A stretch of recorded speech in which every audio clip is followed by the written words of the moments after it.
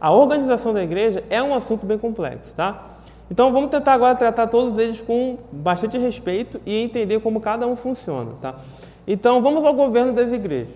Eu comecei pelo mais antigo e pelo que vai influenciar muita gente também. Então você vai ver, eu já vou adiantar um pouco o filme aqui, a Assembleia de Deus ela não é um desses governos específicos aqui, tá? Ela vai ser meio que uma fusão de dois governos. Então ela tem características de um e características de outro, tá?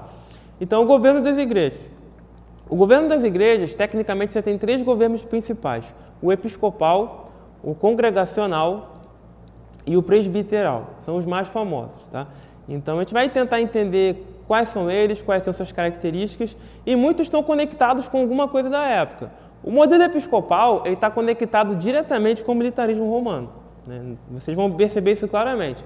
O governo presbiteral ele tem total relação, por exemplo, e vai inspirar toda a forma como os Estados Unidos decidem suas eleições. Vocês vão ver muitas semelhanças entre a forma de governo presbiteral e a maneira como os Estados Unidos decidem ali os seus governantes, né? Tem uma inspiração muito clara.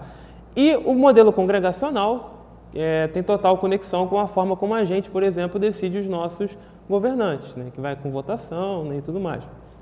Então, a gente vai entender como cada um deles funciona. Então, vamos lá. Modelo episcopal. Aqui eu já coloquei uma pessoa que parece um padre, tá? Mas pode ser que não seja um padre, tá bom? Se você for olhar o protestantismo europeu, ele guarda todas essas vestimentas aqui, tá? Ele mantém toda a indumentária ali do sacerdote, do bispo, né? Então, é o que eu falei para vocês. O protestantismo que vem para o Brasil, ele acaba se desvinculando muito dessas feições que lembram o catolicismo romano. Então, por isso que ele admite aí uma série de elementos que são, obviamente, diferentes do catolicismo romano. Então, vamos lá. Como é que é o episcopal? A palavra episcopal vem de episkopos. Episkopos no grego é o quê? É o bispo. Então, lembra que eu falei para vocês que tem um bispo aí no Novo Testamento? A gente vê esse bispo principalmente nas cartas pastoral. Aquele que quer almejar o episcopado, ele quer uma coisa maravilhosa, ele deseja algo excelente. E ele tem que ter essas características aqui. Aí você vai me dizer, Moisés, mas então o que é isso? Então, o bispo, esse modelo vai surgir no século II. O que acontece? No século II, lá em Antioquia, lembrando que a igreja de Antioquia é uma igreja importantíssima para a expansão do reino, a gente aprendeu isso na revista passada, ela tem uma relevância muito grande para a forma como você leva o evangelho para todas as outras nações. O apóstolo Paulo ele faz as suas viagens justamente tendo como base a igreja de Antioquia. A igreja de Antioquia ela tem uma outra relevância para a gente hoje, que ela é uma igreja baseada na forma de interpretação dela de maneira muito literal. E isso influencia a gente hoje. Existem 3 escolas de interpretação no século II que vão influenciar muita gente hoje, tá? Que é a escola de Antioquia, a escola de Alexandria no Egito e a escola de Cartago no norte da África. Cada uma delas vão ter elementos que vão nos influenciar muito nos dias de hoje. Então, a escola de Cartago, ela tem muita influência com o direito romano. Então, algumas expressões que nós usamos hoje que vêm do direito, como Antigo Testamento, Novo Testamento, elas nascem justamente nessa escola. A escola de Alexandria, ela se baseia muito na alegoria. Então, algumas leituras que a gente faz, que a gente consegue observar cada elemento ali do texto com significado, ela tem sua base na escola de Alexandria. E a escola de Antioquia, ela tem uma influência muito grande na forma literal, como a gente lê algumas partes da Bíblia, tá bom? Mas, além disso, a escola de Antioquia, lá nesse local, o que acontece? No século II, a gente tem uma dificuldade muito grande envolvendo a disseminação de heresias. As pessoas, a maioria não sabe ler, elas têm contato com o cristianismo a partir de ouvir. Tem alguém lendo na congregação e a pessoa vai ouvir o texto. Então é assim que ela tem contato. Então a oratória é muito importante para você levar a mensagem. Então se chega alguém ali naquela comunidade com uma oratória muito boa, que fala muito bem, e começa a ensinar uma série de coisas que não tem nada a ver com o que Jesus falou, essas pessoas vão simplesmente, com muita facilidade, se inclinar para esse tipo de ensino. Então, existe uma dificuldade prática das igrejas muito grande envolvendo essas pessoas que chegam do nada, estão ali dando algum tipo de ensino e estão ensinando uma coisa completamente diferente daquilo que Jesus ensinou. A gente tem os primeiros problemas aí doutrinários da igreja. Então o que o pessoal de Antioquia pensou? Eles olharam para a forma como o Império Romano era estruturado. Você tem o centurião, você tem os soldados, você tem uma ideia verticalizada, tá bom? Então existe alguém em cima, existem outros embaixo, e esses outros embaixo obedecem àquele que está em cima. Então o que eles fizeram? Olha, a gente está com um problema sério aqui envolvendo heresias. As pessoas não estão tendo bom senso de entender o que são os ensinos de Jesus, o que não é. A gente precisa de alguma forma resolver esse problema. A gente tem que resolver isso.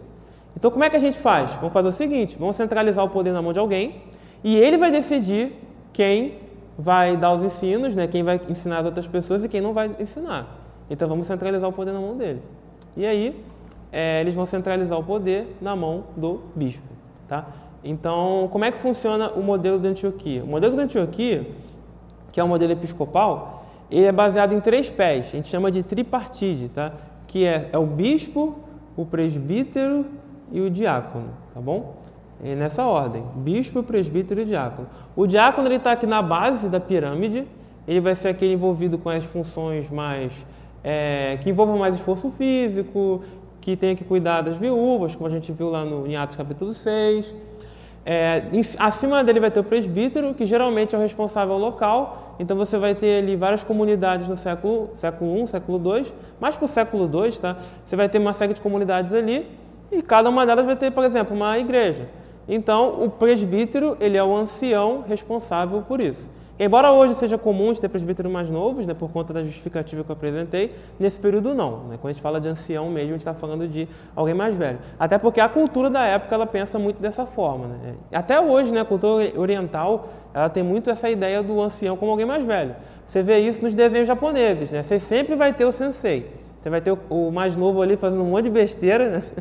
Vai ver vários desenhos disso, e vai ter o sensei lá dando uma paulada na cabeça dele para botar ele no eixo, tá bom? E aí depois o mais novo, né, ele vai evoluindo e vira um sensei, né, de outros discípulos aí, tá? Então essa é a ideia, né? Você tem o mestre. Então nesse período você vai ter o presbítero sendo responsável por aquela comunidade. E o bispo? Onde é que o bispo entra nisso aí? O bispo, ele entra como supervisor das outras comunidades. Lembra que eu falei que tem uma rede de comunicação entre as igrejas? Então, o bispo, ele vai mandar nos presbíteros, né? E os presbíteros vão conduzir ali e vão dirigir essas comunidades menores, tá bom? E você vai ter diáconos ali também. E aí, no começo, a gente tem um problema, né? Que eu não vou nem entrar nisso na aula de hoje, tá? Que não é muito caso. Que aí tem um problema de questão do gênero, né? Tem mulheres que exercem o cargo de diaconisa e tudo mais. E aí, ao longo do tempo, isso vai sendo tirado, né, com as justificativas bíblicas que não cabem no contexto da aula de hoje, tá? E aí o cargo vai sendo voltado mais para a figura do masculino. Então o que acontece?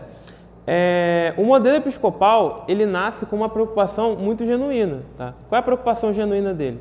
A preocupação dele tá entrando ensino errado na igreja.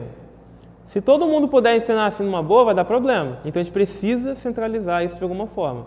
Pega alguém, e aí vem os requisitos do bispo, lembra? Um homem cheio de Deus, um homem que dá testemunho, que não é descontrolado, uma série de coisas. Pega essa pessoa e vamos botar o poder na mão dela para ela decidir se vai ser feito ou não. Se a pessoa pode pregar ou não.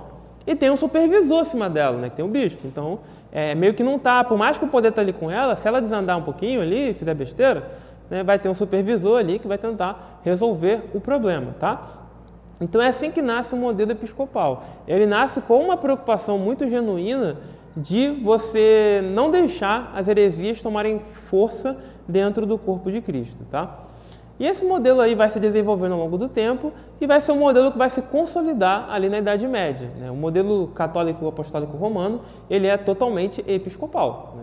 Isso aí nós não temos nenhuma dúvida nisso. E existem algumas denominações que adotam esse modelo, como algumas denominações pentecostais. Lembrando que o movimento pentecostal ele é muito amplo, ele é muito grande, são pentecostalismos, né? Ele é bem grande, então tem algumas denominações que adotam esse modelo também. O nosso a gente já vai chegar lá, tá? A gente já vai entender que o nosso é um pouquinho mais complicado, mas é complicado no sentido de que ele vai mesclar um modelo com o outro, tá bom? Então o que acontece? A gente vai entender que que o modelo episcopal ele tem essa estrutura de maneira hierarquizada. Então, o que acontece? Vamos a alguns exemplos práticos para vocês entenderem. Como é que funciona isso aqui na prática? Na prática é que você vai ter uma pessoa ali responsável por uma comunidade cristã. Isso aqui eu estou falando já nos dias de hoje, tá bom? Então, imagina que a igreja tem que tomar uma decisão. Imagina que a igreja vai comprar... Eu vou usar sempre exemplos absurdos, né, para ninguém conectar com nada que possivelmente você possa conectar. Então, imagina que a igreja quer comprar um helicóptero, né? Então, nós precisamos comprar um helicóptero. E aí, como é que funciona a compra do helicóptero no modelo episcopal? Você vai lá, o bispo vai chegar e vai dizer, eu quero comprar um helicóptero. E aí ele vai lá, vê o quanto ele tem e compra o helicóptero. A compra do helicóptero é muito rápida. Por quê? Porque o poder está centralizado na mão do bispo. Você não precisa reunir uma assembleia, você não precisa chamar todo mundo. Não, ele fala, não, foi conferida a responsabilidade a ele. Claro que se der rolo ali, como eu falei para vocês, tem o presbítero e tem os supervisores, tá bom? Ele não tá totalmente centralizado, tá bom? Então, ele comprando esse helicóptero ali, ele vai, o exemplo é absurdo, tá? Porque para ninguém eventualmente conectar com nenhum tipo de outra denominação, tá? Por isso que eles são sempre absurdos. Então, ele vai comprar o helicóptero de maneira bem rápida. Às vezes, em uma semana já resolve, entendeu? Foi lá, pegou o dinheiro, comprou, pá, e apresentou para todo mundo lá que foi comprado um helicóptero. Então, a gente consegue entender que uma vantagem do modelo episcopal é a sua velocidade na tomada de decisões. Então, ele vai conseguir com que as decisões sejam tomadas de maneira muito rápida. Porque se for reunir todo mundo, aí chama todo mundo, e aí todo mundo vota, e aí vai, só aí já foi um mês, né? E aí por aí vai. Então, as decisões são tomadas sempre com bastante celeridade ali no processo, né? Sempre bem rápido, bem objetivo, tá bom? Então, isso é uma das vantagens do modelo episcopal. E essa vantagem também de que se chegar alguém ali, e mesmo a vantagem do século II, né? Se chegar alguém falando um monte de besteira, o bispo vai chegar e falar, não, parou meu filho, parou. Não é assim que a coisa funciona, tá? Você não pode... Se você for ensinar essas coisas aí, você não pode ensinar dessa forma, tá bom? Então, mesma coisa no catolicismo romano, né? Uma pessoa chegar lá e querer ensinar, não é assim que funciona. Você tem que passar por um processo. Então, a mesma coisa em muitas denominações pentecostais. A pessoa vai querer ensinar, não é assim que funciona. Vai ter que ter tudo mascadinho ali e tudo mais. Então, é assim que funciona a forma episcopal, que é inspirada na Bíblia, como eu já falei para vocês. Quando chegou lá o Concílio de Jerusalém, o pessoal, você vê claramente uma hierarquia sendo definida ali. Quando chega em Atos 6, você vê uma hierarquia. A dificuldade prática disso é o texto que Jesus fala. Eu vou deixar isso mais para o final. Mas a dificuldade prática é quando Jesus inverte as ordens de poder, entende? Essa que é a dificuldade prática que a gente tem. Porque se a gente lembra a fala de Jesus, é o quê? O maior entre vocês será o menor. E é essa que é a grande dificuldade prática. Como é que você encaixa esse maior ser o menor, sendo que você tem uma hierarquia sendo definida? E a gente vê essa dificuldade no próprio século I, tá? Essa dificuldade, ela existe para os próprios cristãos do século I, tá? E para a gente hoje também. Então, essa que é a grande dificuldade prática envolvendo isso. Por isso que existem essas limitações em todos os modelos. Não existe nenhum modelo 100% perfeito. Todos eles têm limitações. O perigo aqui desse modelo episcopal é que se acontecer algum problema e o bispo acabar saindo da presença de Deus, né? E a gente tem esse tipo de problema. E aí o que pode ser resolvido aqui são os supervisores, como a gente falou, tentar ali parar essas baguncinhas que o bispo está fazendo, entendeu? Então, esse tipo de problema que a gente consegue observar aqui nesse tipo de modelo. Todos eles vão ter vantagem e desvantagem, tá? Como eu falei. O objetivo aqui não é criticar nenhum modelo, nem dizer qual que é o que está mais perto da Bíblia, embora, né, o nosso aqui, como eu falei no começo da aula, a gente vai defender ele como o mais próximo da Bíblia, né, com as justificativas que eu já estou apresentando, que é a parte da tomada de decisão dos apóstolos, a tomada de decisão que você tem no Concílio de Jerusalém. Então, tudo tem base bíblica, tá? Vamos agora